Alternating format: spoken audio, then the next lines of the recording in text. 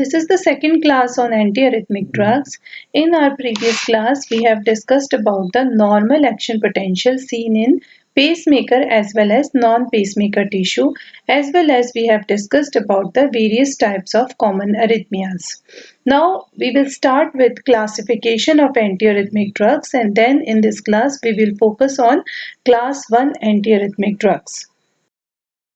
We have discussed this diagram in our previous class also, which shows action potential in ventricular fibers. So phase 0 is because of opening of fast sodium channels. It shows rate of rise of depolarization. Then phase 1 due to closing of fast sodium channels and opening of potassium channels. Phase 2 is plateau phase, fine balance between open calcium and potassium channels, and in phase 3 only potassium channels are open, which are responsible for repolarization, followed by phase 4 in which there is no change in action potential. So there are mainly three channels which are responsible for changes in membrane potential, which are sodium channels, calcium channels and potassium channels. So it is very easy to remember that antiarrhythmic drugs, out of four classes, the three classes are those which block these channels. So we will have drugs which will block sodium channels, or drugs which can block calcium channels, or drugs which can block potassium channels. Then in the autonomic nervous system, if you remember, we have discussed that beta 1 receptors are present on the cardiac myocyte, and stimulation of beta 1 receptor results into increase in conduction as well as automaticity and excitability in the myocardium.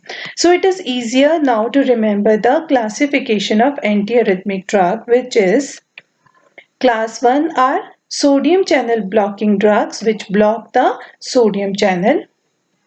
Class 2 drugs are beta blockers which are producing anti-adrenergic action on beta 1 receptors. Then class 3 drugs are potassium channel blockers, which will block potassium channel, and thus they will block or they will delay the repolarization phase. And class 4 is calcium channel blockers. So if we remember this diagram, which tells us about which channels are important in which phase of action potential, then we can easily remember the classification of antiarrhythmic drugs. In this class, we will mainly focus on sodium channel blockers, that is class 1 drugs.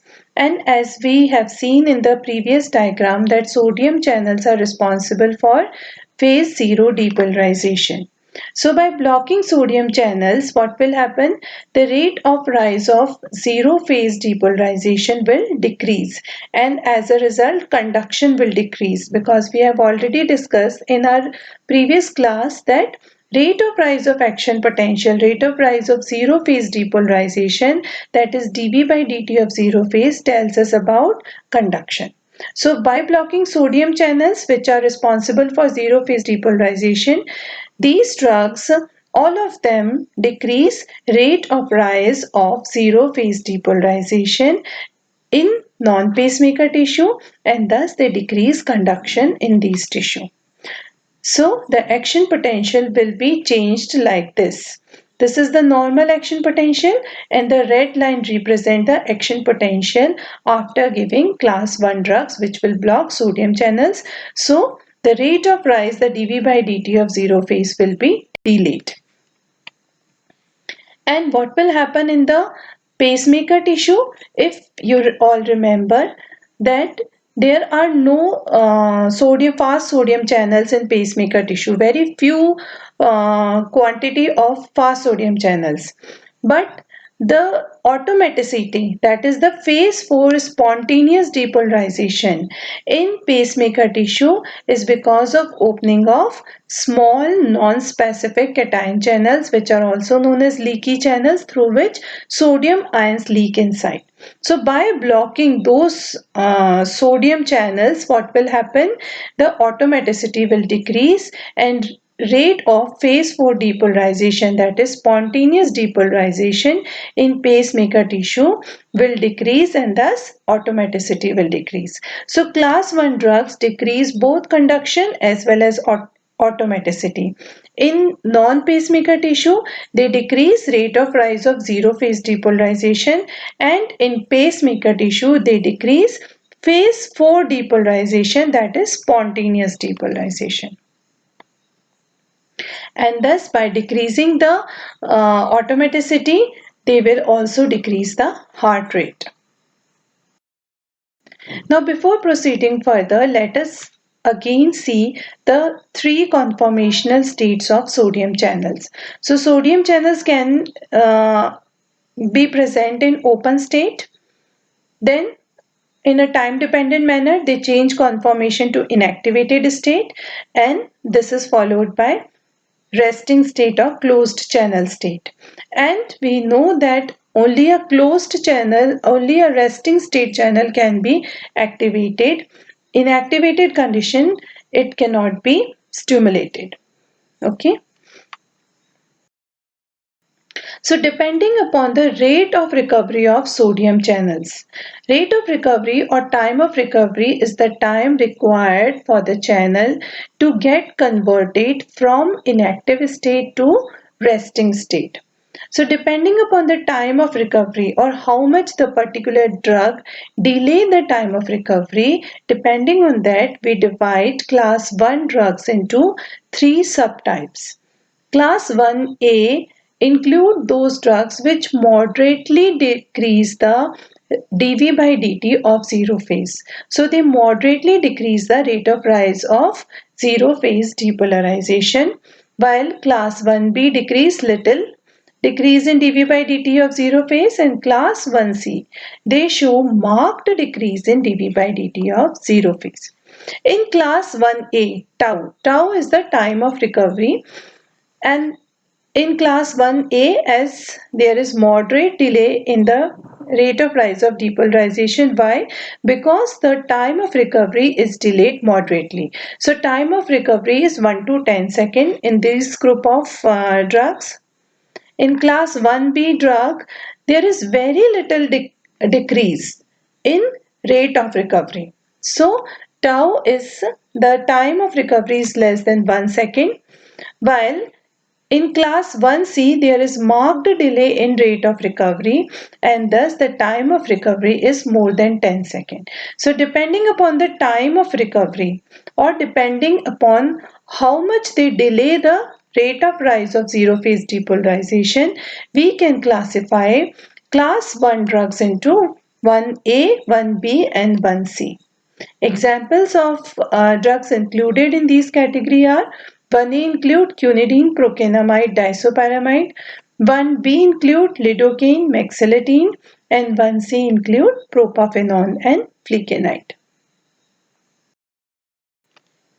Now coming on to class 1A drugs, as we have seen that they cause moderate delay in recovery time.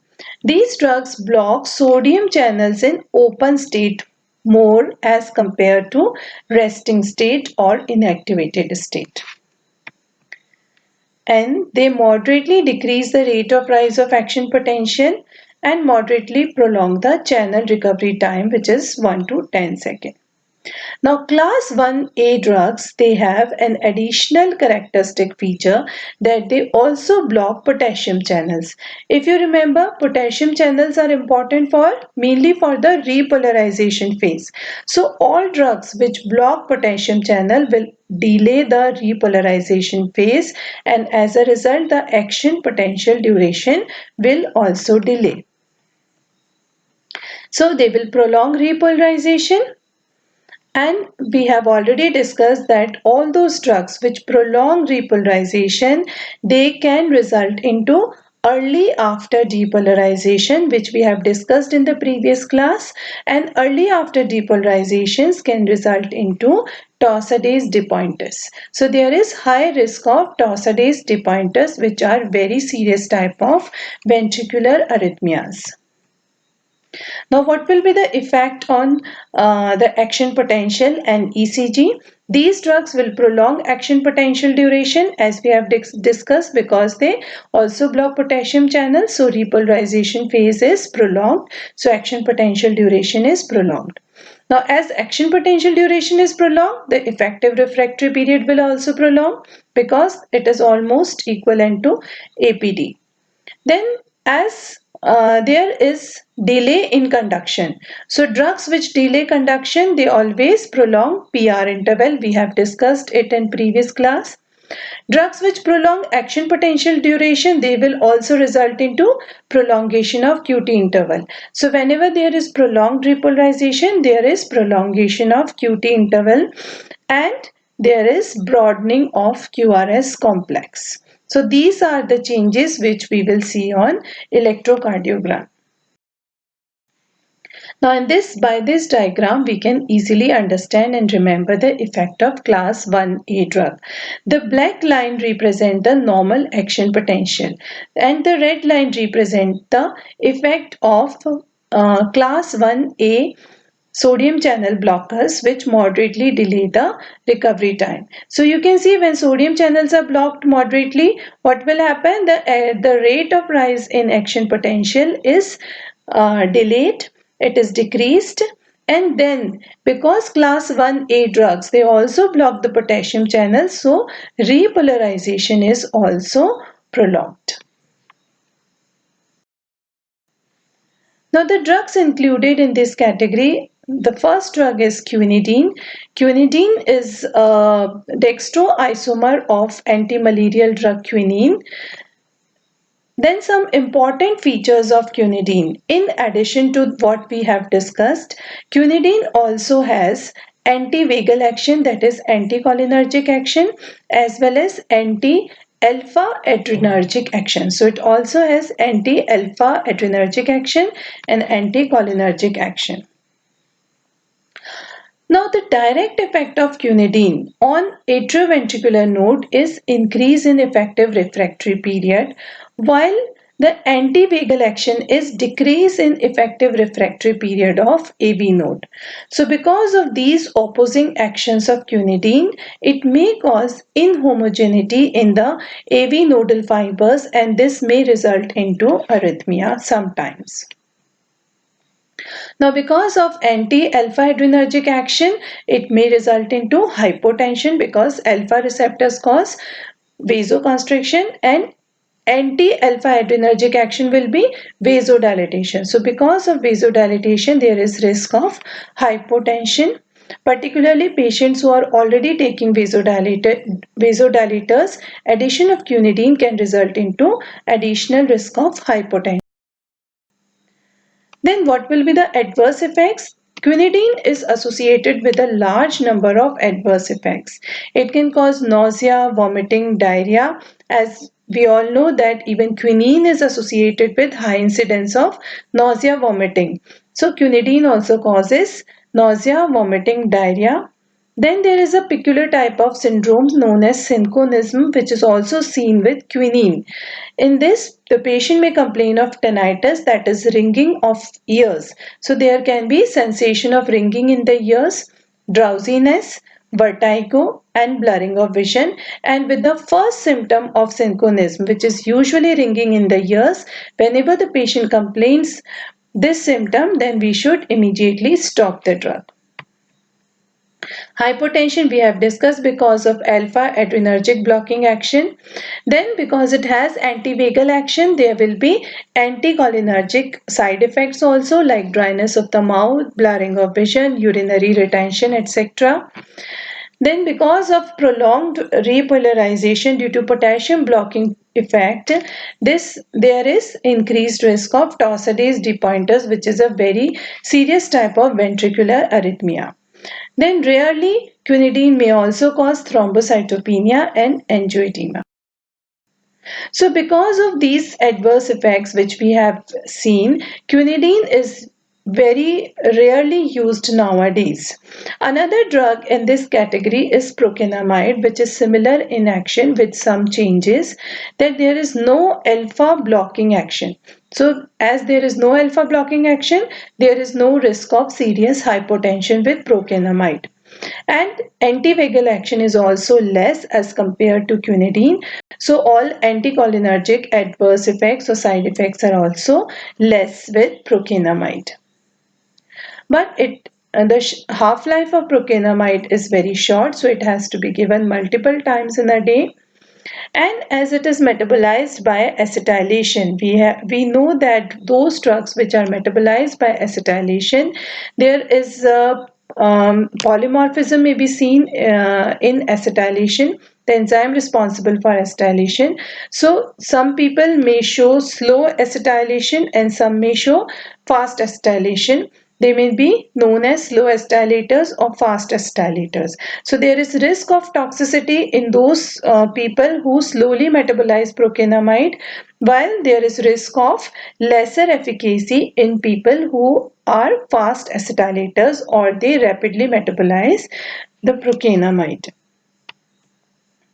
So procainamide can be used in a number of ventricular arrhythmias or even supraventricular arrhythmias also in place of quinidine.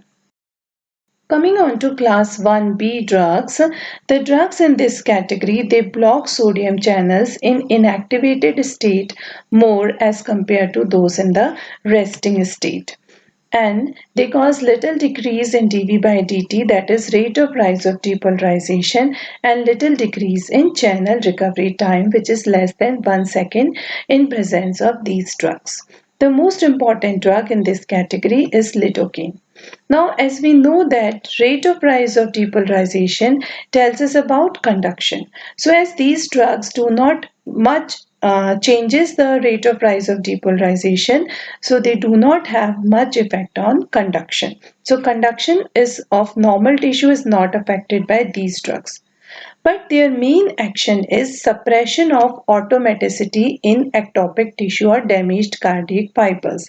So they mainly prolong the phase 4 depolarization, that is the spontaneous depolarization in pacemaker tissue, and more importantly in the Purkinje fibers, those Purkinje fibers which are damaged or ischemic or stretched or in ectopic tissue. As we have discussed in the previous class that damaged fibers, they depolarize for a longer duration. So action potential in damaged fiber is for a longer duration as compared to normal fiber. And thus, in damaged fibers, the sodium channels will remain in inactivated conformational state for longer time.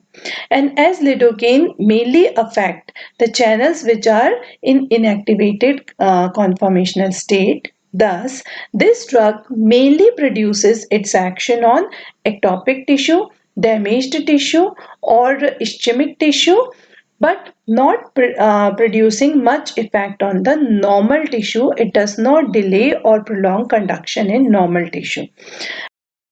So in this slide, we can see that the normal action potential is depicted by a black line.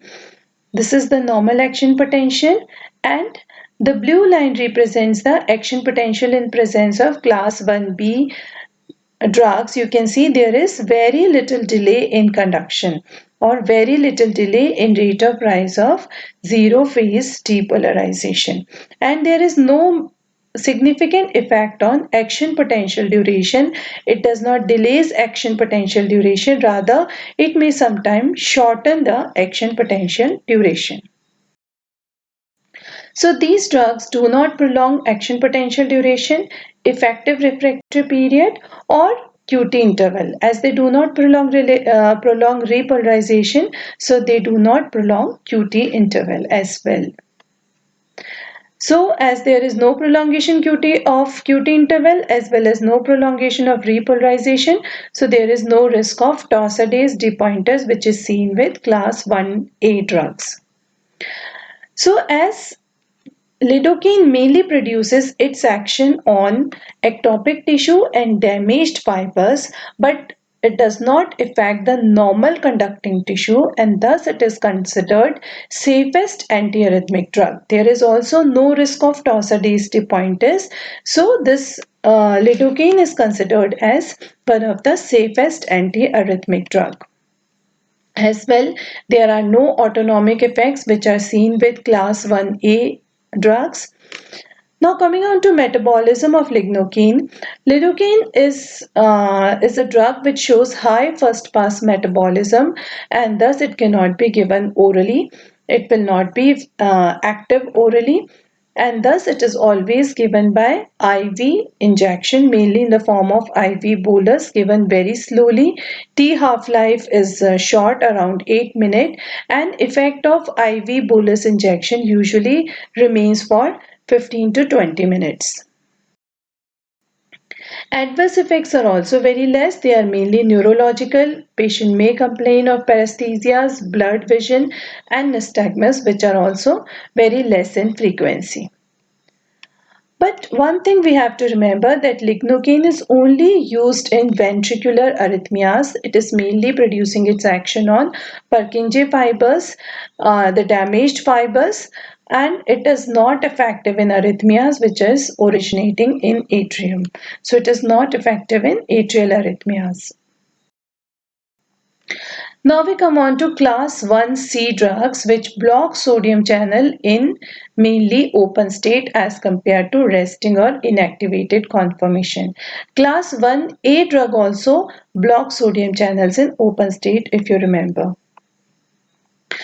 The drugs in this category markedly delay the rate of rise of action potential, that is the dV by dt of zero phase depolarization, and they also markedly prolong the channel recovery time, which is more than 10 seconds in presence of class 1C drugs.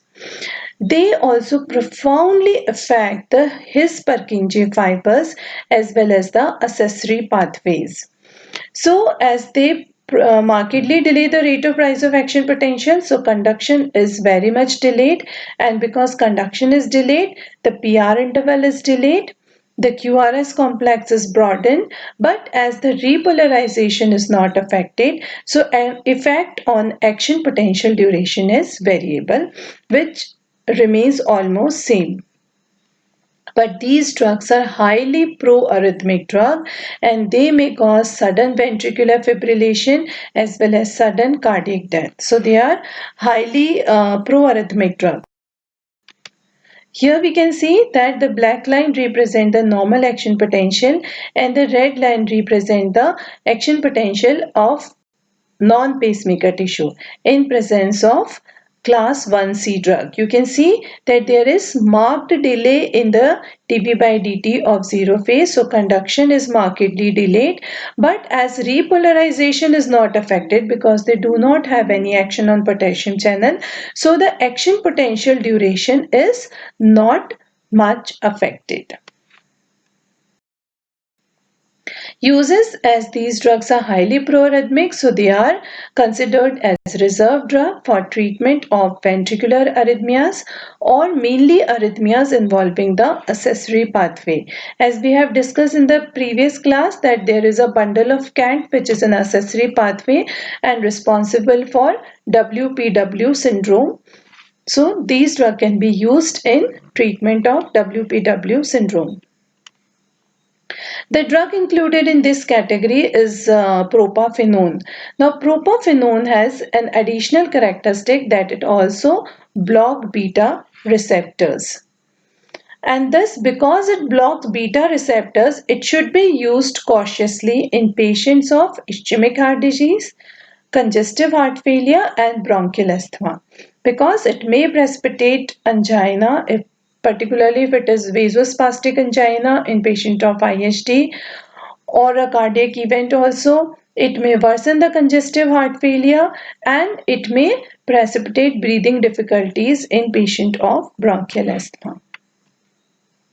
Propafenone is metabolized by CYP2D6 enzyme, and as this enzyme shows polymorphism, so there may be some people who metabolize it very fast while some people who may metabolize it very slowly. And in people who metabolize it slowly, there is high risk of toxicity from propafenone. So in this diagram, we can compare the effect of class 1A drugs, class 1B and class 1C drug. So the black line represents the normal action potential, while the red line you can see there is moderate delay in dV by dt, the rate of rise of action potential. So there is moderate delay in conduction by 1A drugs, and these drugs they also prolong repolarization. So there is repolarization is prolonged in with class 1A drug, and action potential duration is also prolonged. Now we'll focus on class 1B, which is shown by blue line. So there is little decrease in dV by dt of zero phase. So delay in conduction is very little. So conduction is not much affected by class 1B drug, that is lignocaine, and there is no significant effect on action potential duration. Now coming on to class 1C drug, which is shown by this green color line. So you can see there is markedly delay in conduction, and the action potential duration and the repolarization both are not much affected. So this class was on mainly class 1 drugs, which all of them are sodium channel blockers, and because of blocking of sodium channel they prolong or delay conduction, and mainly in the non pacemaker tissue they delay conduction, they delay the rate of rise of action potential, while in pacemaker tissue they prolong the phase 4 depolarization, that is spontaneous depolarization. Class 1A drug mainly have both the actions, that is they prolong the phase 4 depolarization in pacemaker tissue, they delay conduction in non-pacemaker tissue, as well as they prolong repolarization. Class 1B drug have no significant action on conduction. They mainly prolong the phase 4 depolarization in pacemaker tissue, that is particularly Purkinje fibers, damaged fibers, and ischemic fibers. And class 1C mainly prolonged the conduction in non-pacemaker tissue. It mainly prolonged the phase 0 depolarization, and no significant effect on repolarization or action potential duration. Thank you for this class, and I hope you all will go through this class, and rest of the drugs we will be discussing in our next class.